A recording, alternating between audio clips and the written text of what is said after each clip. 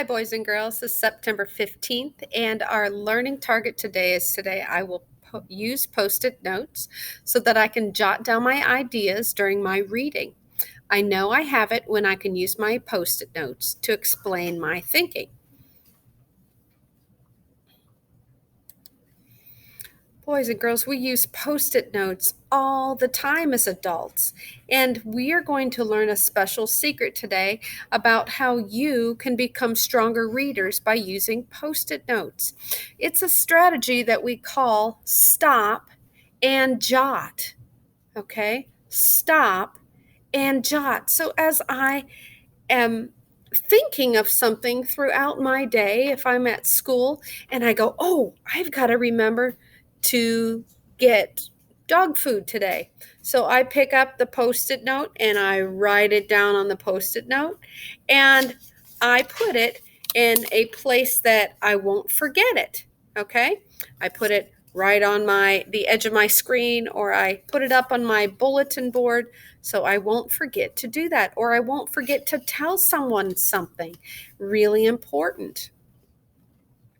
So grown-up readers do the same thing, boys and girls. As they get reading longer and longer books, they get lots and lots of ideas, things that they want to try at home, or maybe they want to go back and try in their own reading, or maybe it made them think about something that was so cool that they have to share it with somebody else. Okay?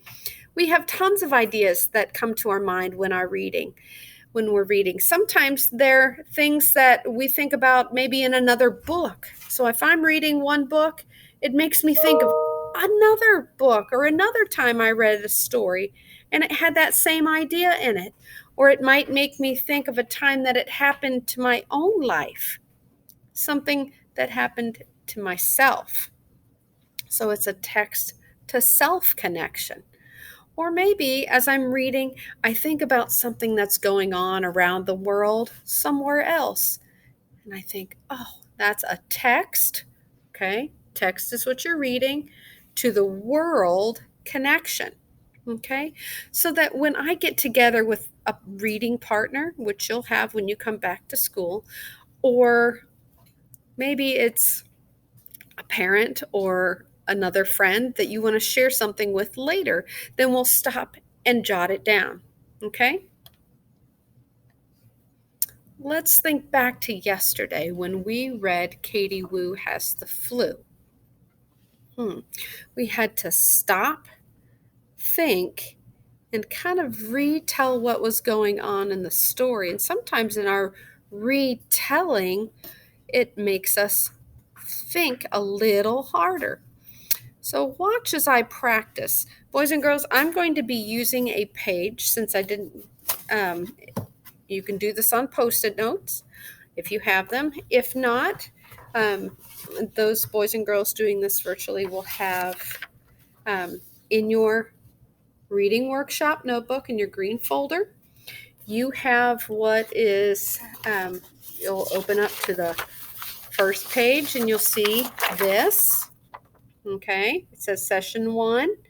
And on the back side of session 1, you will see a page that has 4 rectangles on it, a small one at the top and 3 longer rectangles on down. Okay, once you find that page, like I said, it's on the back of session 1. Okay, pretty easy to find. It's only the second page.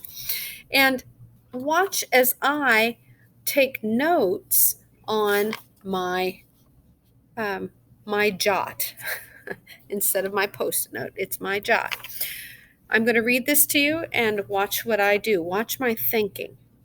When Katie woke up, her mom read her a story. It was about a girl with hair so long she could jump rope with it. Her dad saying, oh, wait a minute.